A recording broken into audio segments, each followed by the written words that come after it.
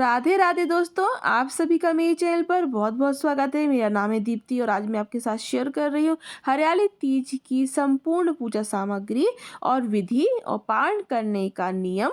तो चलिए हमारे वीडियो को शुरू करते हैं। सबसे पहले तो आप का जो सबसे ज़रूरी नियम है इस व्रत का वो है 16 श्रृंगार करना, मेहंदी, आलता, महावर और जो भी सुहाग की चीज़ें होती हैं वो अच्छे से धारण कर कर सुंदर वस्त्र पहनकर आपको तैयार होना है। अपने शादी का आप जोड़ा भी पहन सकते हैं या फिर आप कोई नई साड़ी भी पहन सकते हैं। बस किनारी में उसकी गोटा पट्टी ज़रूर होना चाहिए, कोई ना कोई डिज़ाइन होना चाहिए, इस बात का ध्यान रखिएगा। सिंपल सादा हमें नहीं पहननी है क्योंकि ये जो व्रत होता है सुहाग का व्रत होता है, इसीलिए बहुत अच्छी तरीके से सच समझ कर आपको ये पूजन करना है। पूरी पूजा विधि मैंने पहले ही शेयर कर दी है, छोटे रूप में आप कैसे कर सकते हैं पूजा, तो वो अगर आपने वीडियो ना देखा तो देख लीजिए। तो सबसे पहले तो आप सभी को बहुत बहुत शुभकामनाएं, हार्दिक शुभकामनाएं हरियाली तीज व्रत की। तीज व्रत जो होता है वो सुहाग के लिए रखा जाता है, यानी कि आप अपने पति की लंबी आयु के लिए ये व्रत रखती हैं।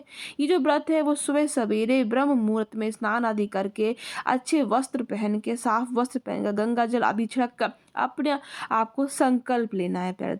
पहले व्रत का संकल्प ले लीजिए। घर की जो पूजा आप डेली करते हैं वो कर लीजिए, क्योंकि ये जो पूजा होती है शिव जी की वो प्रदोष काल में शाम को की जाती है। बहुत जगह सुबह भी कर लेते हैं, पर ये जो पूजा है वो शाम को की जाती है। तो इस पूजन में, इस दिन भर में आपको सावन के माह में जो भी सावन की चीज़ें होती हैं उनका विशेष ध्यान रखना है। जैसे कि हरी हरी चीज़ों का आपको दान भी करना है, हरी हरी चीज़ें स्वयं भी पहनना है, हरी चूड़ियाँ, हरी साड़ी पहनिए। और आपको सावन का जो झूला होता है अगर आपके आसपास हो तो वो ज़रूर झूलिए अपनी सखियों के साथ। इसके बाद आपको जो शाम को पूजा करना है उसमें फिर से आपको एक बार नहा धो के फिर से स्वच्छ वस्त्र पहन लीजिए, तैयार हो जाइए अच्छी तरीके से। बड़े बुजुर्गों का आशीर्वाद लेते हुए आपको ये पूजन शुरू करना है। शिव जी का आपको पार्थिव शिवलिंग बनाना है और इसके बाद आपको उनका अभिषेक आदि करना है। आपको यहाँ पर बायने के लिए एक साड़ी जरूर निकालना है, जिसको आप बाद में अपनी सासू माँ को या फिर अपने घर में किसी भी बड़ी स्त्री को दे सकते हैं, ननंद हो आपकी बड़ी, उनको दे दीजिए पूरी पूजा होने के बाद। और ये इस तरीके से एक सुहाग का पिटारा, यानी कि जिसमें 16 श्रृंगार हो, वो ज़रूर निकाल कर रखिए और हो सके तो 2 निकाल के रखिए इस तरीके से जोड़े कि आप एक माता को अर्पित जो करेंगे वो खुद के लिए रख लीजिएगा और एक बायने के साथ आप दान दे सकते हैं। चांदी की पायल बिछिया अगर आपके पास हो तो वो भी अर्पित करके आप स्वयं धारण जरूर करें, बहुत ही शुभ माना जाता है, माता का प्रसाद होता है वो। इसके बाद आपको यहाँ पर जनेऊ कलावा चाहिए है, जितने भी प्रकार के आपके पास फूल पत्ते हों, क्योंकि शिव जी की जो अभिषेक करते हैं उसमें जितने ज़्यादा फूल पत्ते होते हैं उतनी अच्छा होता है। जैसे कि कनेर के और हरश्रृंगार के पुष्प पत्ते और दूबा और बेलपत्र, शमी, ये सभी चीज़ें हमें चाहिए। 2-3 प्रकार के दीपक रख लीजिएगा और सिंदूर और महावर और जो रोली होती है वो रख लीजिए। कपूर की आरती करने के लिए भी एक पात्र रख लीजिए, घी रख लीजिए हवन करने के लिए, क्योंकि और 5 तरीके के कम से कम फल रख लीजिए। ये 5 तरीके के फल हैं। लाल पुष्प माता को चढ़ाने के लिए ज़रूर रख लीजिएगा। इसके बाद आपको जो सफ़ेद एक कपड़ा ज़रूर रख लीजिएगा शिव जी को अर्पित करने के लिए, और माता को चुनरी ज़रूर अर्पित कीजिएगा सुहाग के सामान के साथ। आप चाहें तो साड़ी भी अलग से उनको अर्पित कर सकते हैं। इसके साथ आपको आपको चाहिए पूरा जो अभिषेक करने के लिए सामान, पंचामृत चाहिए, दूध, दही, घी, शहद, शक्कर आप निकाल कर रख लें। इसके बाद आपको यहाँ पर जो चीज़ें चाहिए हैं वो आप नोट कर सकते हैं, क्योंकि कभी कभी चीज़ें हम भूल जाते हैं। अगर आपको एक ही जगह बैठकर शांति से पूजा करना है तो आपकी सामग्री पूरी होनी चाहिए, नहीं तो आपको बार बार उठना पड़ता है। आप समूह में पूजा कर रहे हैं तो बहुत अच्छा रहेगा, लेकिन समूह में पूजा नहीं कर रहे हैं तो अकेले आपको सभी तैयारी पैसे करके रखनी पड़ेगी, क्योंकि जो पूजा होती है वो दिन भर की होती है। अगर आप दिन भर के व्रत हैं और आपको मतलब कि थोड़ी सी होता है, किसी किसी का सिर दर्द होने लगता है, बेचैनी होने लगती है शाम शाम तक, तो ये तैयारी अगर आप पैसे करके रखेंगे तो आपको बिल्कुल ज़्यादा दिक्कत नहीं आएगी पूजा में और शांति से आपकी पूजा हो पाएगी।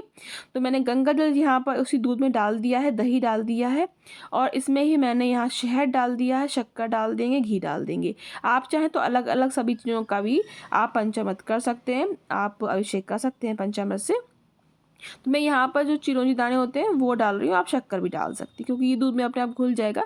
क्योंकि कभी कभी ऐसा होता है कि शक्कर होती है थोड़ी सी चुभने वाली होती है, तो उन पे घर्षण ना हो, इसीलिए मैं इसी में ही घोल देती हूँ मिठास के लिए।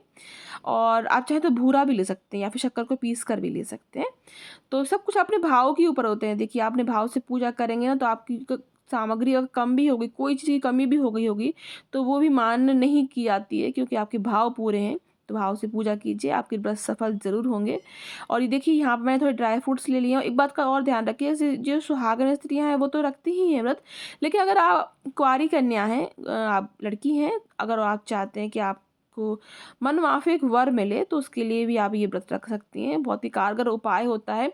हरियाली तीज और हड़ताल तीज व्रत रखने से जो लड़कियां होती हैं, कुंवारी कन्याएं होती हैं, उनको मनमाफिक जो उनका वर है वो ज़रूर मिलता है और जल्दी से जल्दी शादी पक्की हो जाती है।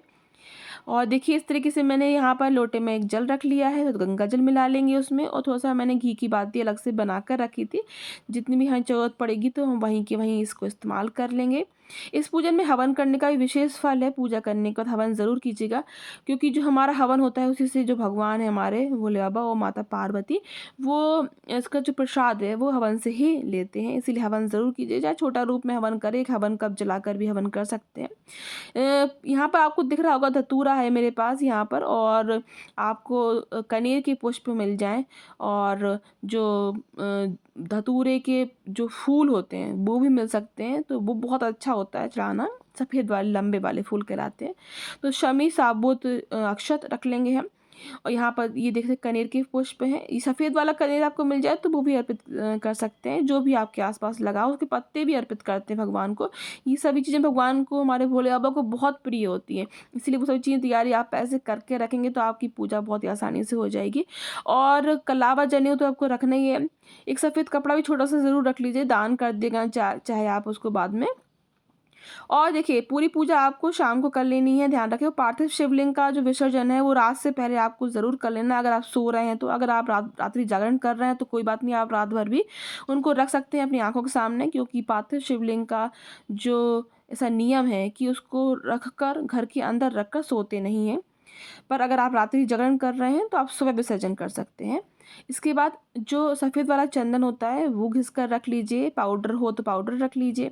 सुहाग का सामान माता के लिए ज़रूर रख लीजिएगा। और इसका जो पारण है वो नेक्स्ट डे होगा, अगले दिन होगा, यानी कि अभी 7 तारीख को हमारी हरियाली तीज है, उसके अगले दिन 8 तारीख को आप मॉर्निंग में सूर्योदय के बाद स्नान आदि करके आप इसका पारण कर सकते हैं। पारण के समय सबकी अलग अलग विधि होती है। किसी के यहाँ फल खाकर पारण करते हैं, किसी के यहाँ पर घेवर खाकर करते हैं, और किसी के यहाँ पर चने के जो लड्डू होते हैं उसको खाकर करते हैं। जैसा भी आपके यहाँ होता हो वैसा कीजिए।